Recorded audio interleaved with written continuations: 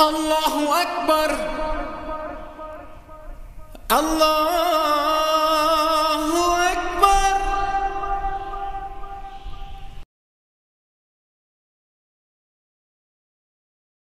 نحمدہ و نصلی علی رسولہ الکریم۔ آج کی اس نشست میں ہم شب برات کی فضیلت، اس کی حقیقت کے متعلق عرض کریں گے۔ ہمارے عرف عام میں 15ویں شعبان کی رات کو شب برات کہا جاتا ہے، اور شب برات کے متعلق ہمارے ہاں بہت افراط اور تفریط کی فضا پائی جاتی ہے۔ کچھ لوگ اس رات اور اس دن کے متعلق جتنی بھی احادیث ہے اس کا انکار فرما دیتے ہیں اور اس رات کو ایک عام رات قرار دیتے ہیں، جبکہ کچھ لوگ اس رات کے اندر مختلف قسم کے بدعات، اسراف وغیرہ میں مشغول ہو جاتے ہیں۔ یقیناً یہ دونوں آراء اعتدال سے ہٹ کر افراط اور تفریط پر مشتمل اور مبنی آراء ہیں۔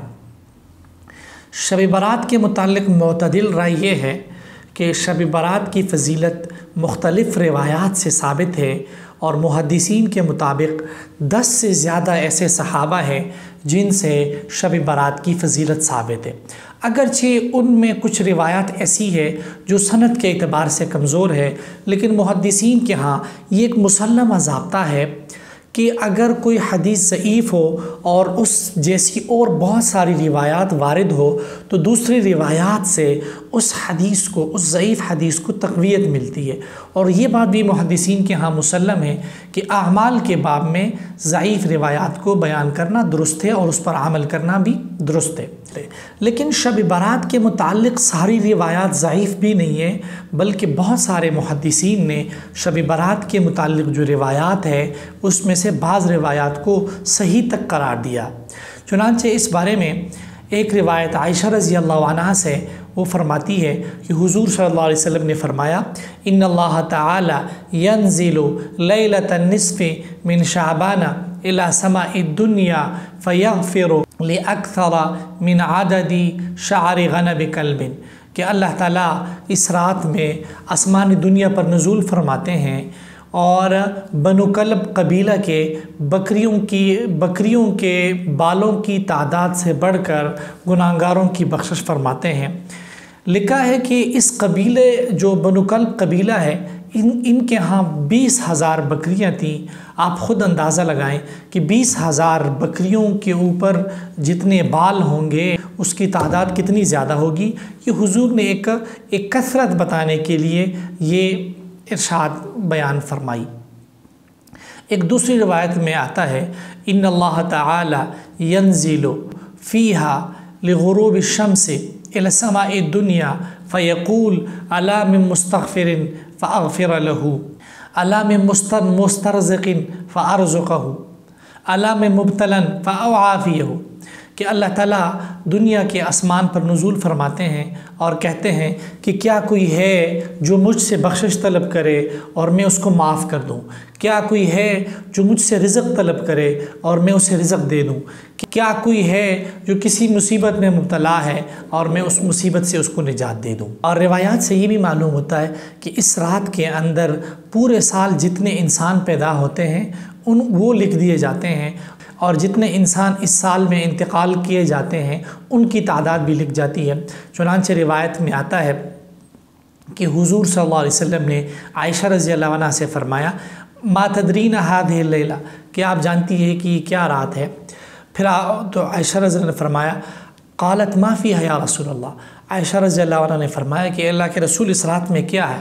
حضور نے فرمایا، یکتب فیہا کل مولود من بنی آدم فی ہذہ السنہ، کہ اس سال میں جتنے انسان پیدا ہوتے ہیں ان کی تعداد اور تفصیل لکھ دی جاتی ہے۔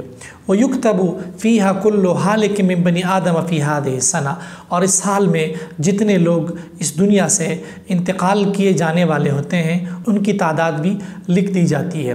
وفیہا ترفع اعمالہم، اور اسی رات میں انسانوں کے اعمال اٹھا دیے جاتے ہیں۔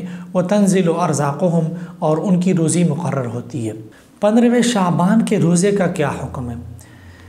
15ویں شعبان کے روزے کے متعلق جو روایت اور حدیث بیان کی جاتی ہے محدثین کے ہاں وہ روایت انتہائی ضعیف ہے۔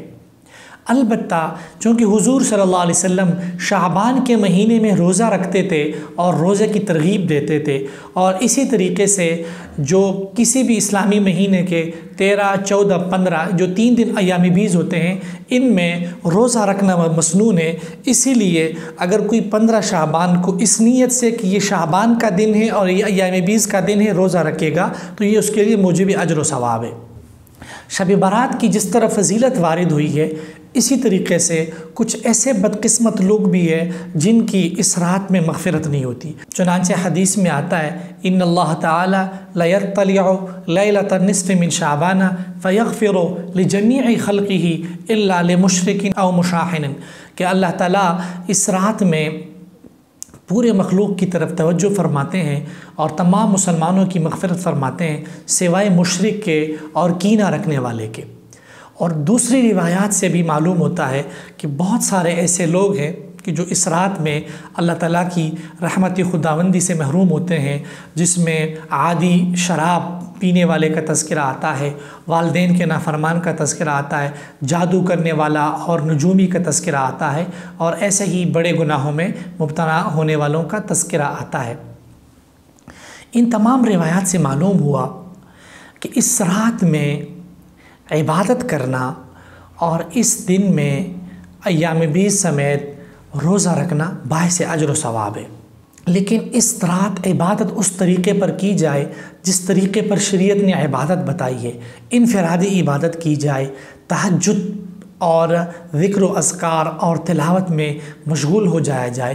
اس دن میں خرافات کرنا، بدعات کرنا اور عبادت کے نئے طریقے ایجاد کرنا، مساجد پر چراغاں کرنا، حلوہ تقسیم کرنا، اس قسم کی چیزیں ثابت نہیں ہیں، بلکہ اس دن میں اپنے گھروں میں رہ کر انفرادی طور پر عبادت کی جائے۔ اللہ تعالی ہم سب کو دین سمجھنے کی اور اس پر عمل کرنے کی توفیق نصیب فرمائے۔ آذان میڈیا ہاؤس کو سبسکرائب کریں اور بیل کے آئیکن کو پریس کریں تاکہ آپ ہماری تمام آنے والی ویڈیوز کو دیکھ سکیں۔ جزاکم اللہ۔